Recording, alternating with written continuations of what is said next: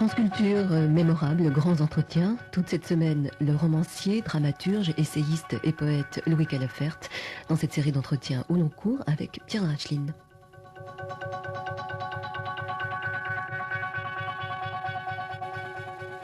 Louis Calafert, vous êtes un touche-à-tout. Vous écrivez pour le théâtre, pour le cinéma. Ah non, pour le cinéma, non, non. Un petit peu. Ah oui, non, non, jamais. Non, non, non, non. Non, non. Une fois, c'est tout à fait accidentel. Non, non. Bien. Non, non. Et surtout, vous êtes poète. Ah oui, ça, d'accord, oui. D'accord. Et c'est peut-être ce qui compte le plus pour vous. Oui, pour moi, oui. Oui, oui, à mes yeux, oui. Indiscutablement. Oui, oui.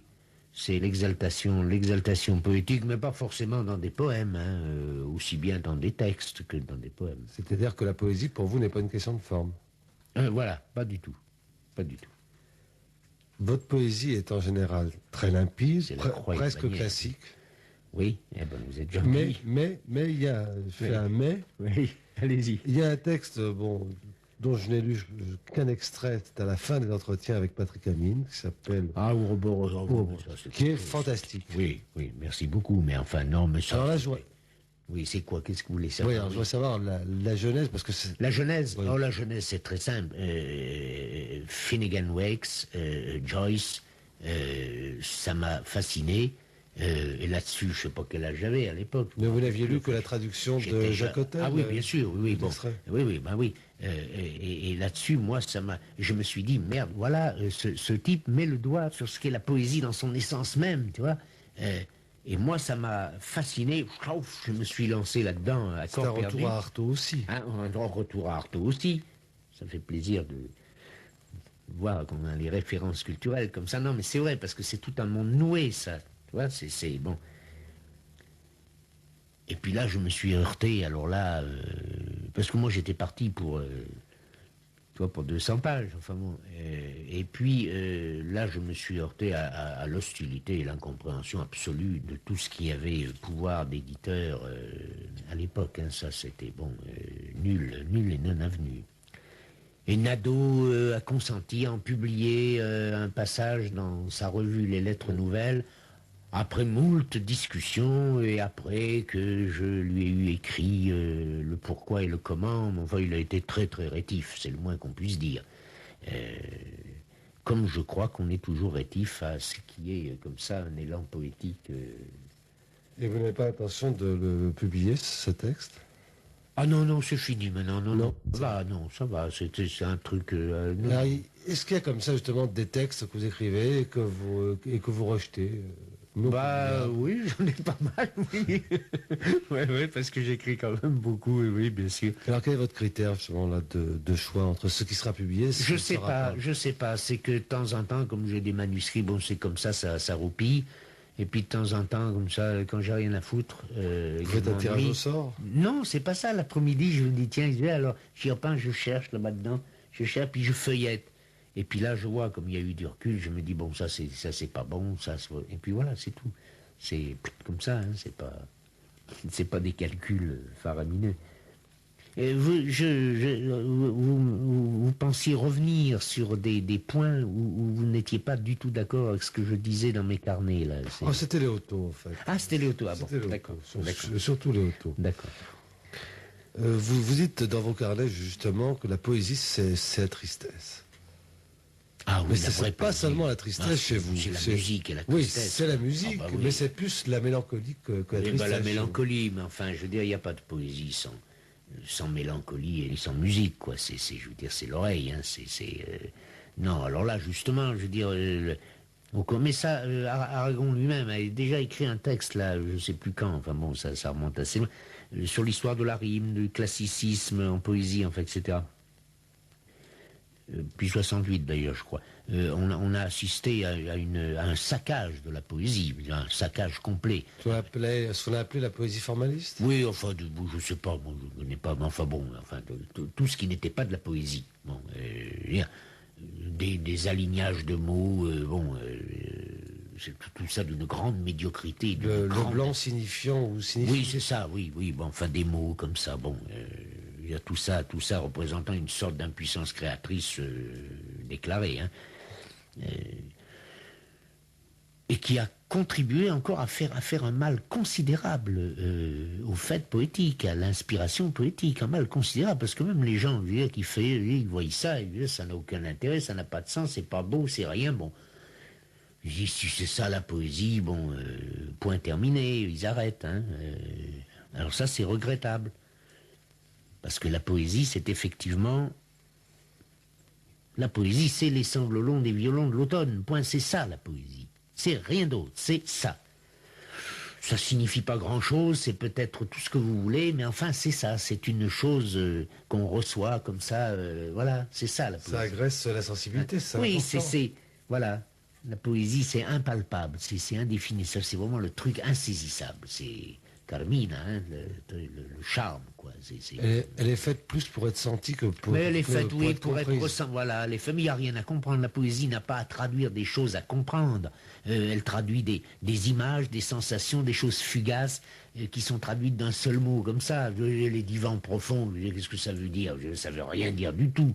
Et puis les sanglots longs des violons non plus, ça veut rien dire du tout. Mais chacun de nous a une espèce de référence de sensibilité à ce type d'image. Les sanglots longs des violons, tout le monde comprend ce que ça veut dire. Je veux dire, bon, on ne sait pas l'expliquer, mais ça touche. Les divans profonds aussi, je veux dire, bon, cela dit rationnellement, c'est... Alors c'est bien, là voilà, alors là je suis d'accord avec vous sur Léoto. Léoto trouvait ça absolument impossible en disant c'est quoi, c'est du charabia. Il a même commis, enfin il a commis une abjecte anthologie de la poésie. De la poésie française, oui. Et il traitait Rimbaud, l'œuvre de Rimbaud, c'était des chinoiseries. Bon, alors voilà où Léoto, là, il déphase. Bon, enfin, il faut bien qu'il ait des défauts. Allez, je le défends, je suis de mauvaise foi. En tout cas, au niveau de la poésie, vous ne reniez pas le lyrisme, mais vous n'êtes pas prêt à suivre le conseil de Maurice Nadeau, qui un jour vous a écrit « Substituer au lyrisme et au cri le ton glacial et coupant du simple constat du rapport d'huissier. » Donc vous n'êtes pas prêt de faire une carrière d'huissier. Mais ça, c'est tout... et ça, c'est la non-compréhension de ce que peut être l'état créateur. Ça, alors vraiment... C'est significatif, ça. Moi, je veux pas l'accabler, mais enfin, c'est ça, quoi. Je veux dire, c'est non significatif de ce qu'est un état créateur chez quelqu'un, chez un individu. Enfin, bon... Et pourquoi vous publiez finalement si peu de poésie? C'est parce que vous... Mais parce que c'est impubliable. Je veux dire, où est-ce que vous... vous êtes marrant. Mais moi, je connais personne. Vous êtes drôle, vous. Moi, je connais personne dans Paris. Moi, je suis nul. Je suis zéro, moi. Et qu'est-ce que là...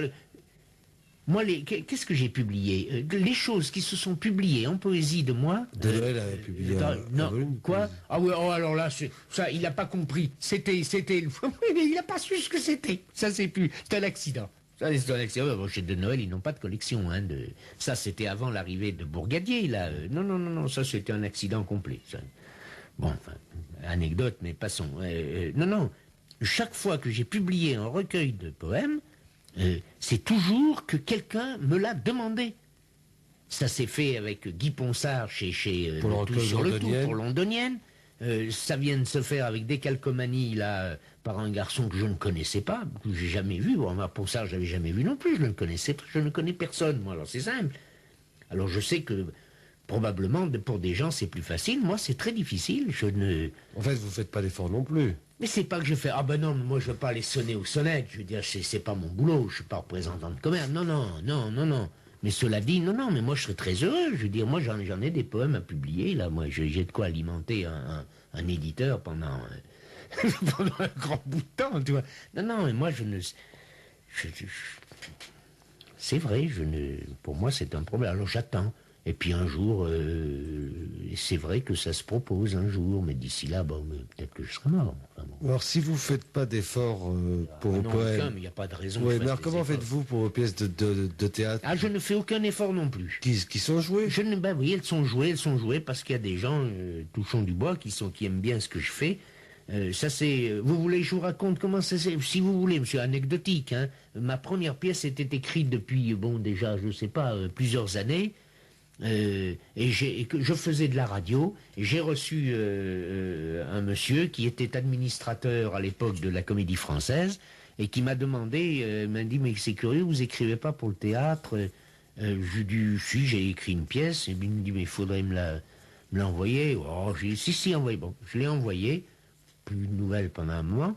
Et puis d'ailleurs, moi, pour moi. Et il l'avait passé entre-temps à monsieur Jean-Pierre Miquel, bon, qui est un metteur en scène que vous connaissez, et qui m'a écrit votre pièce est formidable, je voudrais la monter au Petit Odéon. Et puis c'est comme ça que ça s'est fait. Bon, il s'est trouvé qu'avec Jean-Pierre, il s'est créé des liens comme ça. Et puis voilà, c'est tout. Mais moi, j'ai jamais. Et là, bon, il y a un jeune metteur en scène qui s'appelle Victor Viala qui va faire un spectacle là, ça commence je sais pas au Lucernaire. Au Lucernaire. Bon, c'est le 3e spectacle qu'il fait avec moi. Je veux dire, mais ça se passe comme ça. Je veux dire, moi, j'ai jamais, je n'ai de ma vie, je n'ai jamais envoyé un truc à un directeur de théâtre, et je n'ai jamais été voir un directeur de théâtre de ma vie. Je ne les connais pas, et ils ne me connaissent pas. Enfin, ils connaissent mon nom pour quelques-uns, mais je ne les connais pas. Je veux dire. Alors, vos pièces que je n'ai pas vu jouer, mais que j'ai lues, oui, sont très rapides. C'est des parties souvent, oui, c'est des parties de ping-pong. C'est ça, oui. Hein? Oui, oui. Et puis il y a un côté baroque aussi. C'est là. ça. Oui. Mais vous avez appelé ça un comique de constat. Comique de constat. Alors comment oui. vous définissez Comment je définis le comique de constat? Oh, c'est bien difficile. Je pense que tout ce qui est un peu, comment dirais-je, dérisoire, dérision, tout ça, chez nous tous, enfin, me frappe beaucoup, me fait rire, et j'ai une forme comme ça d'esprit qui a besoin comme ça de se délivrer de ces travers que j'ai vus et qui m'ont amusé. Bon, alors, voilà, quoi, c'est là-dessus qu'a commencé à se construire mon drame. Puis après, je me suis mis à réfléchir, sur en quoi j'ai peut-être eu tort d'ailleurs, enfin, on verra. Et puis là, chez moi, un petit côté baroque aussi, un peu fou, comme ça, qui est poétique, quoi. Ça relève de la poésie, c'est bon. Et qui a donné lieu, comme ça, dont le spectacle qui va avoir lieu, là, ça, là, c'est même pas une pièce, hein, c'est un spectacle, c'est un truc baroque. Et dans cette voie-là, vous avez l'intention de travailler? Est-ce que vous n'avez pas l'intention d'étoffer un peu vos pièces, de plus de personnages? Je ne suis pas un constructeur. Je ne suis pas un constructeur. C'est uniquement l'instinct? C'est l'instinct et l'instant. Je ne suis pas un constructeur du tout. Je suis pas un constructeur. Je veux dire, je suis pas un constructeur de pièces, quoi. Je suis plus tenté par... Enfin, je sais pas ce que je ferais, mais enfin, je suis plus tenté par... ayant la chance, par exemple, d'avoir ce type, enfin, un type de metteur en scène jeune, bon, je sais pas quel âge, il a 30 ans, enfin, c'est vraiment un jeune garçon qui est comme ça, qui aime le côté poésie, recherche, comme ça, bon... là, je suis très sollicité par le fait qu'on peut... Je pense à des pièces pour marionnettes, tu vois, à des choses, mais... avec, bon, enfin, quelque chose de neuf, si vous voulez, mais enfin, un théâtre plus direct, comme ça, plus rapide, mais sans que la construction soit un impératif, parce que sinon, là, je ne m'en sors pas. Je ne suis pas, une fois encore, je ne suis pas un constructeur, je ne suis pas un calculateur. Il vous faut toujours un peu de désordre. Oui, du désordre, d'ailleurs même, du désordre. Je veux dire, du désordre et de la rapidité. Il faut que ça aille vite. Il y a une raison à ça, c'est que si ça dure trop longtemps, j'ai pas suffisamment de confiance en moi pour persister très longtemps. Alors il vaut mieux que ça aille vite, comme ça c'est réglé, c'est bouclé, ça va vite. Et puis je pense que le travail artistique, quel qu'il soit, c'est un éclat. Hein. Parce que si c'est pas un éclat... Louis Calafert, y a-t-il des moments privilégiés où vous vous adonnez à la poésie? Oui, il y a même beaucoup de moments. C'est par période, hein, parce que c'est pas... mais comme ça, c'est-à-dire, ça se jumelle avec... c'est très étrange d'ailleurs, parce que ça se jumelle en général, hein, pas toujours, mais en général, j'ai la faiblesse de barbouiller un peu, de peindre et de faire des choses comme ça, ce que j'appelle des objets poétiques ou des trucs comme ça. Et là, en général, c'est comme si c'était tu vois, un déclenchement de choses. Alors ça commence par la peinture pour aller vers la poésie. Et presque chaque fois, c'est l'explosion comme ça d'une nécessité d'expression, mais carrément poétique, je veux dire, enfin la rime, enfin bon, le poème. Il y a un poète contemporain, Jean-Daniel Fabre, Oui. qui a utilisé l'expression parole attestée par le cristal pour la poésie. Oui, oui, c'est ça. Il y a cette espèce de chose qu'on ne peut pas définir, qu'on ne peut pas fixer, qu'on ne peut pas, qu'on ne peut pas délimiter, enfin qu'on ne peut pas prévoir non plus, et qui est épisodique parce que bon, c'est vraiment. C'est votre véritable oxygène, la poésie. Oh, c'est pas mauvais, non, c'est l'écriture, mon oxygène, Oui. d'une manière générale. Mais hein, souvent, c'est pas- votre écriture, bon, vous avez certains de vos textes qui sont en prose, Oui. qui sont de la poésie. Voilà, d'accord. Je dirais même que d'une manière générale, la plupart de mes livres, à part bon, des livres comme Septentrion ou L'Incarnation ou je sais pas 2 ou 3 autres, mais la plupart de mes livres sont en fait de la poésie déguisée, camouflée sous le nom de récits, de nouvelles, de trucs comme ça, mais en fait c'est un long effort poétique. Enfin bon.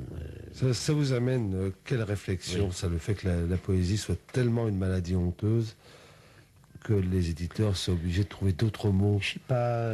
pour présenter la marchandise? Je sais pas, parce qu'en fait, je suis toujours. Il m'arrivait parfois, je veux dire, dans des petits théâtres ou des choses comme ça, de voir des petits comme ça, des petits spectacles de poésie ou des récitals de machin. C'est plein. Oui. À Lyon, Maréchal, dans un théâtre énorme, qui est le théâtre du 8e, il y a je ne sais pas combien de places, enfin 2000 places, mais Maréchal a fait une semaine de poésie à l'époque où il dirigeait le 8e à Lyon. Il a fait une semaine de poésie, c'était bourré tous les soirs. Alors par ailleurs, on vous dira, ouais, la poésie s'intéresse personne, voilà, quoi, il y a une espèce de paradoxe comme ça, étrange, enfin bon. Mais au Lucernaire, puisqu'on parlait du Lucernaire, il y a un jeune garçon qui s'appelle, je sais pas comment, là, de Poix, là, c'est ça, qui fait un truc sur Baudelaire. Ça fait des mois qu'il joue ça tout seul, là. Donc il y a un répondant, quelque part. Les gens ont sans doute besoin de poésie. Bon. Mais je crois que là, vous savez, ce qui me frappe beaucoup, c'est qu'il y a une petite prétendue intelligentsia parisienne, je veux dire, qui décide. Ça, c'est votre bête noire. Ah, ça, c'est ma bête noire. Alors comment? Ah, ça, Non. c'est ma bête noire, Non. parce qu'ils décident, ces gens-là, c'est une poignée, une poignée. Ils décident pour la France entière de ce que les gens doivent lire, ne pas lire, voir, ne pas voir, savoir, ne pas savoir, enfin bon. Non, mais c'est très gentil qu'elle a fait. Ouais. Vous, Non, mais on vous pourrait lancez se un dire. mot. Vous lancez Oui. un mot, mais vous ne me dites pas ce que ça signifie. Moi, Quoi donc? intelligentsia, je ne sais pas ce que c'est. Ah mais moi non plus, c'est un petit groupe bon de gens que je ne connais pas, qui sont des gens de l'édition, beaucoup de gens de la presse, parce que le pouvoir de la presse est devenu important, énorme. Enfin, quand je dis presse, y compris télévision et autres. Bon, ce qu'on appelle aujourd'hui les fameux machins, la médias. Là, bon. Ces gens-là décident pour tout le monde. Et puis plus ça ira, plus ce sera comme ça, parce que décident pour tout le monde de ce qui doit être, de ce qui ne doit pas être, n'est-ce pas? Alors, à la rigueur, on pourrait se dire pourquoi pas, mais quand on a l'occasion par hasard d'approcher l'un de ces et qu'on voit que c'est des nuls, je veux dire, alors là, ça devient un petit peu dramatique, parce qu'on se dit quand même, ils ont un pouvoir qui est complètement usurpé entre les mains, c'est tout. Alors effectivement, c'est ma bête noire, oui, c'est vraiment ma bête noire. Et ils ne m'aiment pas, hein, mais je ne les aime pas. Ils ne m'aiment pas, mais je ne les aime pas. Ça, je leur... Vous croyez pas que vous vous trompez en disant Non, qu'ils non, ne vous non, aiment pas? non, ils m'aiment pas, oui, ils Non, m'aiment non. pas du tout, oui, ils m'aiment pas du tout, Non. du tout, mais je m'en fous.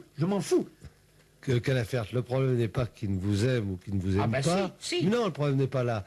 Le problème est que vous pouvez leur rendre des services? Ah bah non, ça je peux... Ah oui, ah bah d'accord, oui, non, mais enfin... Le problème, ils ne m'aiment c'est pas une non. affaire de sentiment. Oui, qu'elle a fait. d'accord, hein. C'est pas une affaire Ah. de sentiment. Vous savez, il y a des races, hein, comme ça, il y a des races d'hommes, hein, vous savez, non, on se reconnaît au flair, hein. Non, moi quand je les vois comme ça une ou deux fois dans ces dîners officiels, déjà les gens habillés de bleu avec la Légion d'honneur, tu vois, moi alors là, et ils sentent très bien, ça va pas, non, ça ne va pas, non, Donc, ils ne m'aiment pas, je ne les aime pas. Pas de Non. crachat à la boutonnière pour vous. Oh ben non, mais enfin, non, rigolez pas, ben on m'en a jamais offert, hein, je vous le dis tout de suite. Dites-moi, vous avez également écrit pour la radio des pièces. Ah non, c'était du gagne-pain, ça. Je ne me souviens pas. Ah oui, non. Alors, dans la série Gagne-pain, justement. Oui, dans la série Gagne-pain, oui. Bon, quelque chose que je n'ai pas vu, donc je ne peux pas en juger. Oui. Les beaux dimanches à la télévision. Gagne-pain. Gagne-pain. Puis alors, quelque chose de plus récent. Moi, je suis allé voir uniquement à cause de votre nom qui traînait sur l'affiche. Oh, l'horreur. Qui s'appelle Mon amour, ma déchirure, un Oui. film de José Pinero. Bon, alors là, mettons les choses au clair. Un ami, je l'aime beaucoup, et c'est un garçon très méritant et très... Bon... un garçon qui est, en plus de ça, c'est un garçon solide. Bon. Cela dit, les fluctuations... Et moi, à l'origine, j'ai écrit un scénario. Ça remonte à il y a, je sais pas, 5 ans, je sais pas combien. Bon. J'ai écrit un scénario, et sur ce scénario, en fait, nous étions, lui et moi, d'accord pour faire un film avec un certain type de comédienne, enfin bon, etc. Pour moi, c'était une aventure tout à fait marginale, parce que, bon, le cinéma ne me tente pas en tant que truc d'expression, c'est pas... C'est-à-dire que vous acceptiez de faire le scénario, mais vous ne vouliez pas aller plus loin, c'est être présent lors du tournage. Ah non, ça ne m'intéresse pas, non, mais d'ailleurs, non. Non, mais ce qu'il y a eu de plus dramatique, c'est qu'au long des années, José Pinero, lui, s'est battu pour faire ce film auquel il... Et puis... il s'est battu pour... Enfin, vous savez ce qu'est un film. Enfin, moi, je ne le savais pas. D'ailleurs, je l'ai découvert. Enfin, bon, c'est-à-dire, c'est des questions d'argent, de machin, de trucs. Et tant et si bien qu'au long des années, mon texte a disparu. Ça s'est rétréci à un truc, bon... Et puis voilà, quoi. Et voilà. Alors, là, j'aurais pu... très honnêtement, dire je ne veux pas que mon nom soit à l'affiche. Bon. Mais, très honnêtement, entre-temps, j'avais touché de l'argent que nous avions mangé. Je veux dire, il n'était pas du tout question que je puisse le rendre. Donc, je me suis dit, bon, d'accord, tant pis. Et puis, je me suis dit, le cinéma, c'est pas grave. Ça passe, ça disparaît, ça... Hein. Puis des fois même ça peut brûler, tu vois, parce que c'est inflammable. Donc j'ai dit c'est pas grave, c'est pas un livre, c'est pas honteux, quoi. Voilà, mais enfin voilà comment ça s'est passé. Cela dit, je sais pas si le scénario original était bon, hein, ça, il était peut-être pas bon du tout, mais enfin. Vous avez été voir le film? Oui, on est allé le voir. Oui, on est allé le voir. On est allé le voir. Pas de commentaire. Non, mais on est allé le voir. Ma femme a beaucoup aimé. Vu qu'elle a Et elle persiste. Lorsqu'on regarde votre bibliographie, enfin, je prends celle qui a été publiée par Patrick Amine, Oui. ou simplement la place que prennent vos livres dans une bibliothèque normale. Oui. Ah ben, j'ai trop écrit. Alors, 15 titres dans la catégorie récit, hein, mais ça, c'est avant que, me paraît, cette année, l'incarnation et promenade dans un parc. Hein. Oui. 9 recueils de poèmes, et là, il faut dire que la majorité... 9 recueils de poèmes? Non, ils sont annoncés comme inédits, hein, dans le livre de Patrick Amine. Il annonce 9 recueils de poèmes, ou il a pris ça, lui? Ils sont annoncés comme inédits, hein. Jamais de la vie, enfin, non, mais vous rêvez ou quoi? Non, mais enfin... Faites voir ça, non, pas possible. Alors, Poésie Ragtime, édition de Noël 72. Ah bah oui, non, mais c'est ce que je vous dis, je mets Ragtime dans la poésie. Alors, comme Télégramme de nuit, Danse découpage, Ah bah oui. Petit dictionnaire à manivelle, Londonienne, Décalcomanie, Poème ébouillanté, Ombre chinoise. C'est un très beau titre, celui-là. Ah oui. Vous voyez 11 pièces de théâtre. Ça a dû s'aggraver depuis... Non. Non 3 volumes de carnet. Ouais, alors les volumes de carnet, il y en a au moins, je sais pas combien, 10 ou 15, hein, paraître ou ça, alors là. Oui. Ah, vous n'avez pas fini de me supporter, hein, même quand je serai mort, vous verrez. S'il se trouve un vicieux pour méditer, vous verrez. Vous mourrez sur le dos pour un moment. Alors, c'est une boulimie ou... Non, c'est pas ça. Non, vous savez... C'est une urgence. Je vais vous dire, j'écris très peu. Non, vous écrivez très peu. Je reste, vous voyez, cette année, par exemple, je n'ai pas écrit un mot, sauf pour mon journal, bon, mais sinon, il y a encore très peu cette année. Jusqu'à présent, cette année, bon, elle va être finie, hein, je n'ai rien fait. Je n'ai pas écrit une ligne. Mais c'est vrai que l'année dernière, j'ai écrit 2 livres, 3 pièces et 2 ou 3 recueils de poèmes qui sont là-haut. Bon, vous voyez, c'est tout. Mais alors comment ça procède? C'est par Ça ne crise? procède pas, je ne peux pas vous dire, j'en sais rien. Vous avez Peut-être que ce soir, vous voyez, peut-être que ce soir, je vais écrire. Je ne sais pas, je ne peux pas vous dire. Je ne triche pas, hein, là, je vous dis la vérité. Je ne sais pas, je n'en sais rien. Tout d'un coup, pouf, ça y est, je me mets, je m'assois. Mais des fois, ça commence une bricole comme ça, je m'emmerde. Parce que quand j'écris pas, vraiment, je m'emmerde. Hein, c'est vraiment.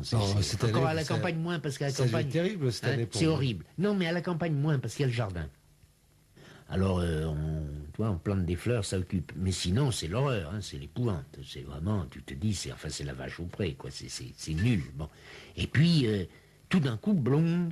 Alors, c'est vrai que quand un élan comme ça est parti, pas toujours, mais il est assez fréquent que ça entraîne plusieurs choses, tu vois. Par exemple, j'écris un bouquin derrière une pièce de théâtre, tu vois, ou des poèmes. C'est assez fréquent qu'il y ait un élan comme ça. Et puis après, le robinet est coupé, point, c'est Est-ce fini. qu'il y a un lien dans l'écriture entre ces différents textes, entre cette poésie, ce théâtre, le récit? Est-ce que vous y non. percevez après une filiation? Je vais vous dire honnêtement, c'est une question que je me pose pas. Moi, je fais ce que j'ai à faire, je veux dire, quand j'ai envie de le faire, et puis c'est tout. Et cela dit, je m'aperçois qu'effectivement, j'ai vraiment beaucoup écrit, mais c'est ni par calcul, ni par machin. Et souvent, je me dis, bon, c'est fini. Tu vois, le livre, c'est fini. Souvent, je dis, enfin, bon, c'est fini. Allez, terminé. Je vais écrire mon journal, tranquillos, comme ça, sans plus. Je planterai mes petites fleurs, et puis, bon. Et je le dis sincèrement, je le pense. Et puis, pouf, tout d'un coup, un truc se présente. Alors, je le fais avec bonheur, hein, parce que je suis très heureux. Quand j'écris, je suis content, moi. Mais c'est tout, je veux dire. C'est pour ça que je vous dis, j'écris peu. J'écris vite. Vite, et vous travaillez apparemment, vous retravaillez peu vos textes, d'après ce que j'ai compris. Je les retravaille très peu. Ce qu'il y a, c'est qu'il y a des scories. Oui. Alors là, bon, c'est un travail de correction, mais de scories, enfin de petits machins, quoi. C'est le joaillier qui oui, profile voilà, le diamant. Voilà, c'est ça. Mais c'est vraiment pas. Je veux dire, c'est par respect. J'aime que ce soit écrit en français. Enfin bon. Mais sinon. J'écris très vite, quoi. Et puis cela dit, j'en jette aussi, hein, parce que là où parler de ces histoires de poèmes, ça date. Il y a eu une année, là, où je me suis mis à écrire, hein. Il y a eu une année, là, c'était, bon, je me suis mis à écrire des poèmes, ça n'en finissait plus. Je veux dire, bon, là-dessus, j'ai fait le tri depuis, je veux dire, ce que vous appelez ombre chinoise, là, ça a disparu, ça n'existe plus. Les autres, ça s'est raminci, tu vois, à une dizaine de poèmes. Donc, non, faut pas non plus. Oui, mais ça, c'est Amine, il a mis. C'est pour faire. Ça fait sérieux.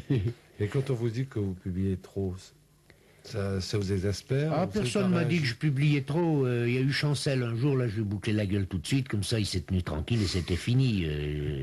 Voilà. Parce qu'il n'a pas à juger si je publie trop ou pas trop. Je veux dire. Je publie ce que j'ai à publier, cela dit. Oui, mais 3 livres cette année, c'est quand même pas mal. C'est pas 3 3 livres livres. à partir du mois de. Ah, mais attends, non, mais cette année, c'est pas fini. Il y en a un autre qui paraît au mois de novembre. Là, un très beau livre de poèmes d'enfants, poèmes pour enfants, très très beau. Qui paraît où? Illustré. C'est un éditeur. C'est même pas un éditeur, c'est un directeur de galerie suisse. Qui lui-même est hollandais d'ailleurs, qui se fait plaisir en publiant un livre très beau et très très cher. Et et ces poèmes sont illustrés par un ami peintre qui s'appelle Jacques Truffémus, dont je parle souvent dans mes carnets d'ailleurs. Et le livre va sortir, donc ça en fera 4.